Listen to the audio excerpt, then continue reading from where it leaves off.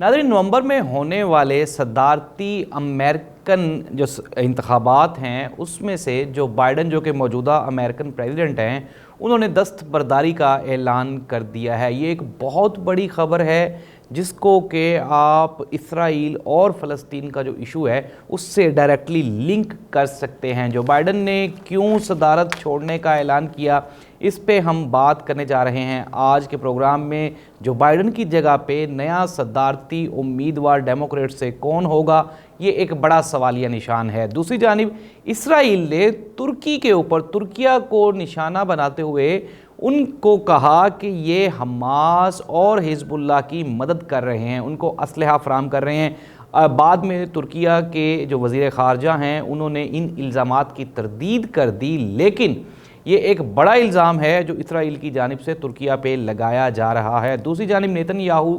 America के दौरे पे जा रहे हैं। उन्होंने अमेरिका को अपना सबसे बड़ा साथी करार दे दिया। अमेरिका के दौरे पे नेतन्याहू कौन कौन से बड़े डील्स के ऊपर साइन करने जा रहे हैं और ये जो इसराइल और फ़लस्तीनी जंग है इसका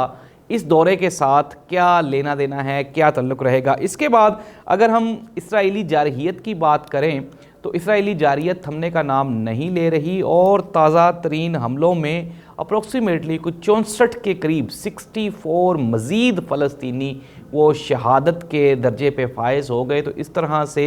ये जो इसराइली जारहियत है ये जारी है और फ़लस्तीनियों का जो बेगुनाह खून है वो बहाया जा रहा है। इसके बाद अगर हम बात करें तो हिजबुल्लाह ने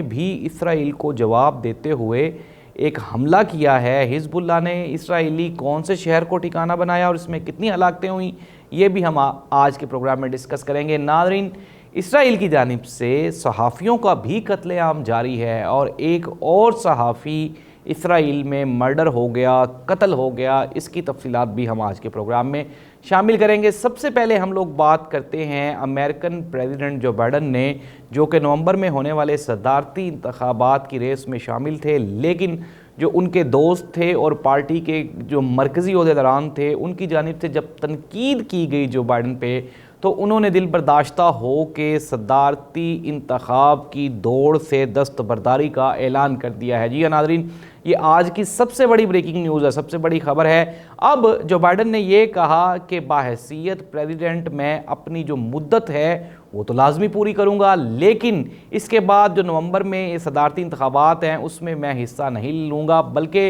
अब डेमोक्रेट्स की तरफ से कैमिला हैरिस जो हैं वो इनकी जगह पे इनको रिप्लेस करेंगी। जो बाइडन ने कहा कि मेरे कैमिला के लिए नेक ख्वाहिशात हैं और मैं कोशिश करूंगा कि वो मुझसे बेहतर इंतखाब हों और लोग उनको वोट करें ताकि डेमोक्रेट्स की हुकूमत एक मरतबा फिर अमेरिका में कायम हो सके और अमेरिका एक मरतबा फिर एक कामयाब स्टेट के तौर पे दुनिया के सामने आ सके। नेतन्याहू जो कि इसराइली वज़ीर आज़म हैं वो भी अमेरिका के दौरे पे रवाना हो गए और उन्होंने रवानगी से कबल कहा कि अमेरिका और इसराइल ये दो बड़े साथी हैं और इसराइल और अमेरिका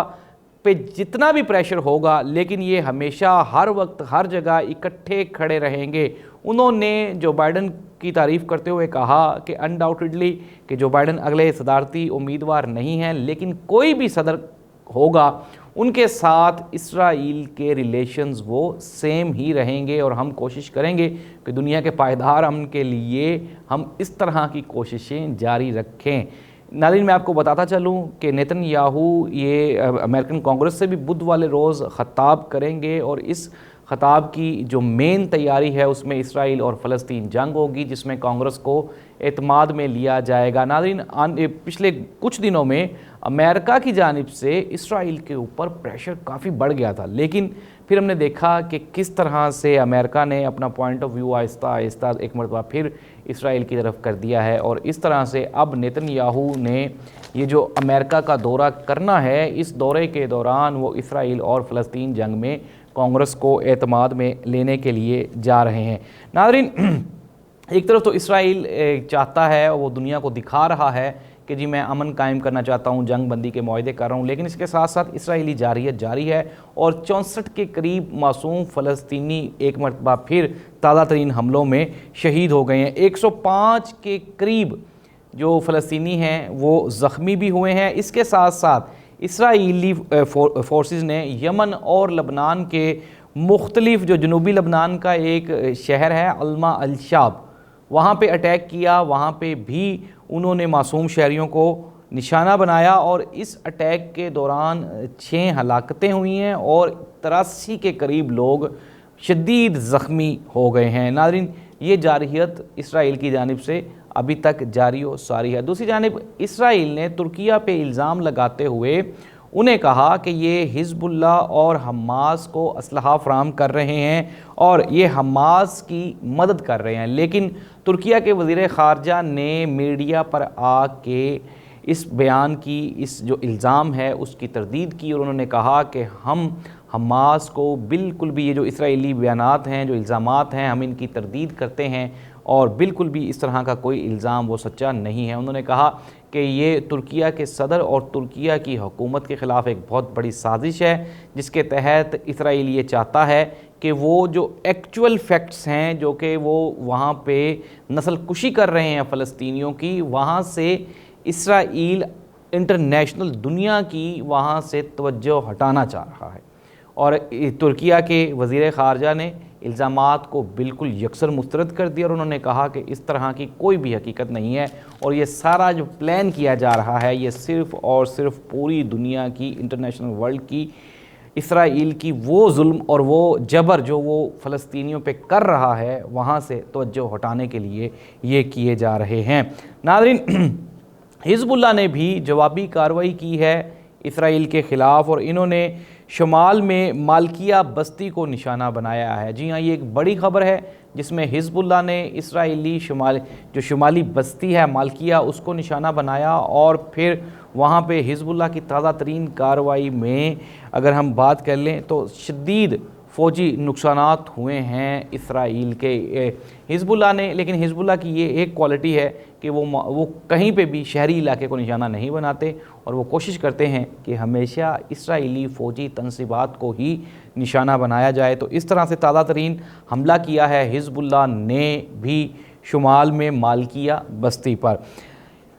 اگر ہم بات کر لیں، ابھی ہم بات کر رہے تھے پروگرام کے دوران ہی بات کر رہے ہیں نیتن یاہو نے جو امریکہ کا دورہ کرنا ہے اس کے بارے میں، تو نیتن یاہو نے یہ بھی ایک مرتبہ دوبارہ پھر انہوں نے اس عزم کا اظہار کیا۔ انہوں نے کہا کہ نومبر میں کوئی بھی امریکی صدر بنے گا اس کے ساتھ ہمارے ریلیشنز وہ ایز سچ اتنے ہی مضبوط رہنے والے ہیں۔ ناظرین، غزہ کے سرکاری میڈیا کے مطابق تازہ ترین کارروائی اسرائیل کی جانب سے